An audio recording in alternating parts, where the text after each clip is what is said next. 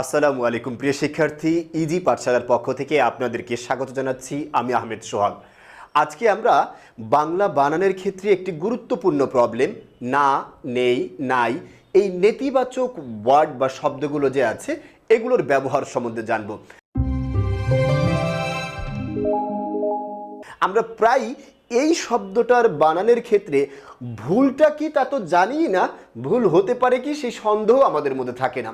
একটু খেয়াল করব, আমরা আজকে এই শব্দটার ব্যবহারটা দেখলে আশা করি ইনশাআল্লাহ আমাদের প্রবলেমটা সলভ হয়ে যাবে। একটু খেয়াল করতে হবে, আমরা এরকম লিখি হয় না নাকি হয় না।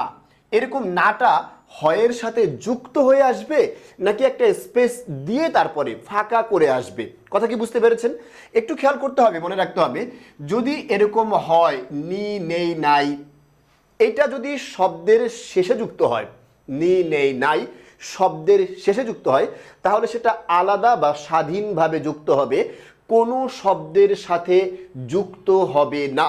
আলাদা বা স্বাধীনভাবে ব্যবহৃত হবে, কোনো শব্দের সাথে যুক্ত হবে না।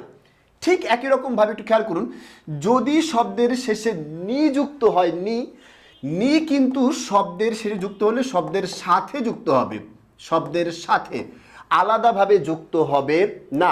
প্রয়োগটা খেয়াল করুন, আমি এখানে লিখলাম হচ্ছে হয় না, না সবসময় কি হয়, আলাদাভাবে থাকে। আচ্ছা, তাই এটাকে আলাদা দিয়েছি। নাই বাক্যের মধ্যে আলাদাভাবে থাকে, তাই হয় নাই এটা আলাদা হয়েছে। কিন্তু নিজে আছে, নি, এটা সবসময় শব্দটার সাথে লেগে থাকে বা যুক্ত হয়ে থাকে, তাই হয় নিজে আছে সেই শব্দের বানানটা হবে এরকম। কিন্তু আপনি যদি হয়নি শব্দের বানানটা এভাবে লেখেন তাহলে কিন্তু সেটা আবার ভুল হয়ে যাবে। আশা করি বিষয়টা বুঝতে পেরেছেন। এরপর আরেকটা খেয়াল করুন, কিন্তু আরেকটা প্রশ্ন হচ্ছে না। এই না যদি কোনো শব্দের প্রথমে হয় তবে অবশ্যই নাটাকে ওই শব্দের সাথে যুক্ত করে ব্যবহার করতে হবে, আলাদা করে না, যুক্ত করে।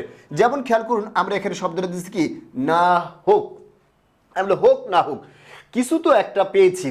এখন একটু ভালো করে খেয়াল করতে হবে, এই যে না হোক শব্দটা যে আছে এখানে কিন্তু অবশ্যই নাটা হোকের সাথে যুক্ত হয়ে আসছে। কেন? কারণ মাঝে আমরা একটা হাইফেন ব্যবহার করেছি, আর হাইফেন ব্যবহার করলে এর আগে এবং পরে উভয়টা অংশ মিলে কিন্তু একটা শব্দ ধরা হবে। তাই এভাবে হলে অবশ্যই হাইফেন ব্যবহার করে আমরা যুক্ত করব শব্দটাকে।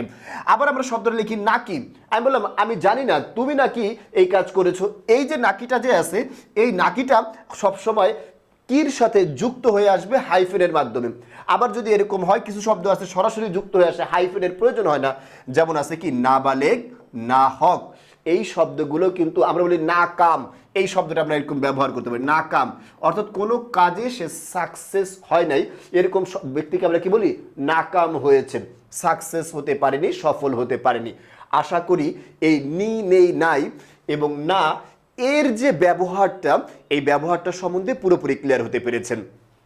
এরকম বাংলা ভাষা ও সাহিত্য, ব্যাকরণ সহ সকল বিষয়ের কঠিন সমস্যার সহজ সমাধান পেতে ইজি পাঠশালার সাথেই থাকুন।